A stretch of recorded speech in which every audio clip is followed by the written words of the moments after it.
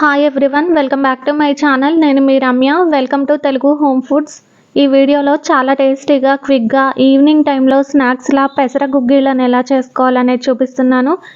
ఈ ప్రాసెస్ అనేది చాలా సింపుల్గా ఉంటుంది. మనం ఈ పెసలని నానబెట్టాల్సిన అవసరం ఏం లేదండి. ఇప్పుడు దీన్ని ఎలా ప్రిపేర్ చేసుకోవాలనేది చూసేద్దాం.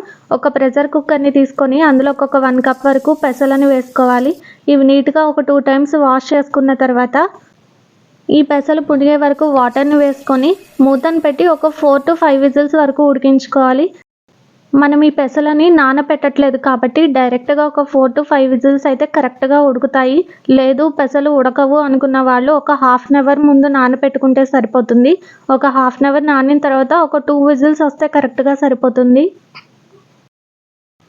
నేనైతే ఇక్కడ డైరెక్ట్గానే పెడుతున్నానండి, నానపెట్టట్లేదు. ఒక 5 విజిల్స్ తర్వాత మూతను తీసి చూద్దాం.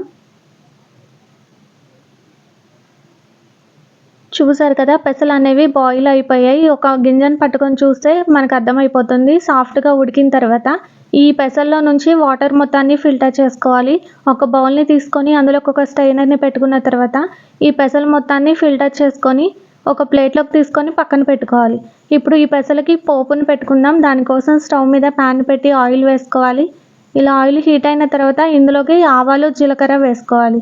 ఇక్కడ నేను పచ్చెనపప్పును కానీ మినపప్పు కానీ ఏం యాడ్ చేయట్లేదండి.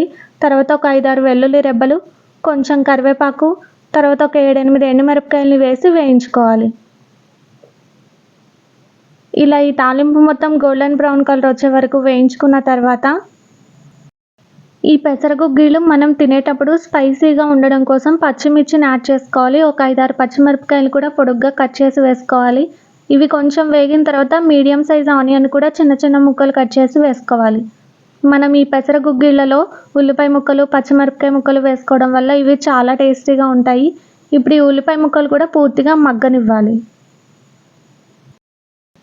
ఇప్పుడు ఈ ఉల్లిపాయ ముక్కలు కూడా మగ్గడం కోసం సాల్ట్ వేసుకోవాలి. సాల్ట్ ఒక 1.5 టేబుల్ స్పూన్ వరకు వేసుకున్న తర్వాత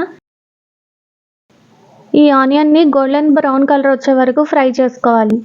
ఇవి ఇలా ఫ్రై అయిన తర్వాత ఇందులోకి మనం ముందుగా బాయిల్ చేసి పెట్టుకున్న పెసలు మొత్తాన్ని వేసుకోవాలి. ఇదంతా వేసుకున్న తర్వాత వీటి మొత్తాన్ని ఒకసారి టాస్ చేసుకోవాలి. ఇలా ఈ తాలింపులో ఈ గుగ్గిళ్ళు మొత్తం కలిసే వరకు కలుపుకున్న తర్వాత మనం స్టవ్ ఆఫ్ చేసుకొని దీన్ని ప్లేట్లోకి తీసుకొని సర్వ్ చేసుకుంటే ఎంతో టేస్టీగా ఉండే పెసర గుగ్గిళ్ళు అనేవి రెడీ అయిపోతాయి.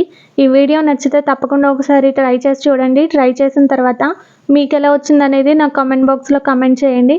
చాలా సింపుల్గా, టేస్టీగా ఇలాంటి మరిన్ని రెసిపీస్ని చూడాలి అనుకుంటే తెలుగు హోమ్ ఫుడ్ ఛానల్ని సబ్స్క్రైబ్ చేసుకొని పక్కనే ఉన్న బెల్ ఐకాన్ని ట్యాప్ చేసి అలానే ఆప్షన్ని సెలెక్ట్ చేయండి. అలానే ఇన్స్టాలో కూడా తెలుగు హోమ్ ఫుడ్ పేజ్ని సెర్చ్ చేసి ఫాలో అవ్వండి.